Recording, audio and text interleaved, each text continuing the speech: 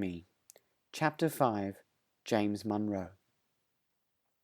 James Monroe was, like Washington, Madison, and Jefferson, born in Virginia.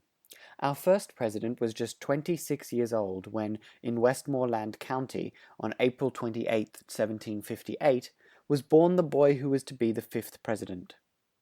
His father, Colonel Spence Monroe, owned a big farm and was quite rich.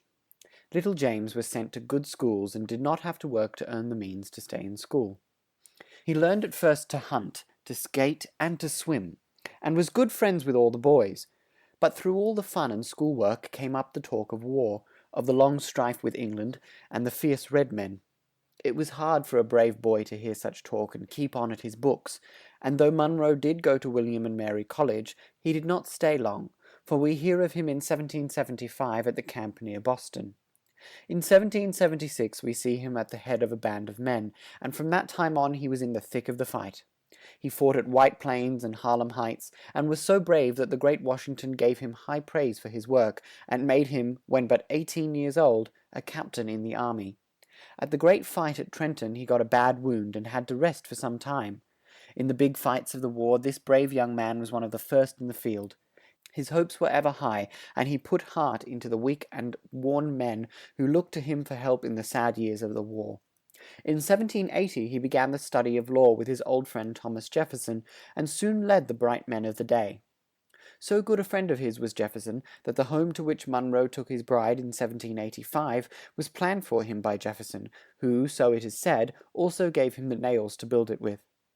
In 1794 he was sent to France to look out for America's rights, but he found talk of war there at that time. The people did not want a king any longer, but wished to become a free land like America, with a president at the head, and Madison, who was a Republican, took sides with the Republicans in France. The king did not like this, and so Madison had to come home at the end of 2 years. But he met with a welcome at home, and his own state made him its governor. In 1803 he was once more sent to France, this time to buy the state of Louisiana from the French, and he paid Napoleon for this large state $15 million. Twice Monroe was sent to Spain and once to England, where his task was to force England to stop her search of American ships. You know he could not do this, for that was the cause of the War of 1812.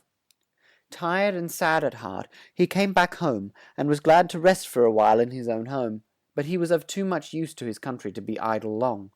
Once more in 1811 he was made governor of Virginia. Then came the War of 1812, and it was Monroe, now Secretary of State, who at the head of a few men saw the British land near Washington and sent word to Madison to leave the city. He also acted as Secretary of War at this time, and so well did he do his part that in 1816 he was named for president by the Democrats. He got the most votes and so took the first place in our great land. His first act was to pay off the great debt which the War of 1812 had brought on us. He did this in a very short time, and now our trade grew so great that railroads were built, and so our first railroad was made while Madison was president. There was a fierce war with the Indians in Florida at this time, but General Jackson was sent down there and he forced them to lay down their arms and keep the peace. Just at this time, too, we got Florida from the King of Spain, and gave up Texas after paying a big sum of money to the Americans who had been robbed by Spain.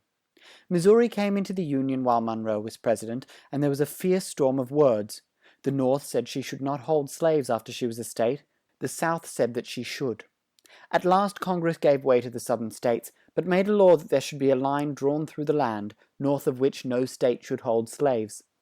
In 1825 Monroe was free to go to his home at Oak Hill, Virginia, and here he lived until 1830. His wife died in that year, and then he went to live with his daughter in New York. He died here on the 4th of July, 1831, and his name is one that the whole land loves and honors.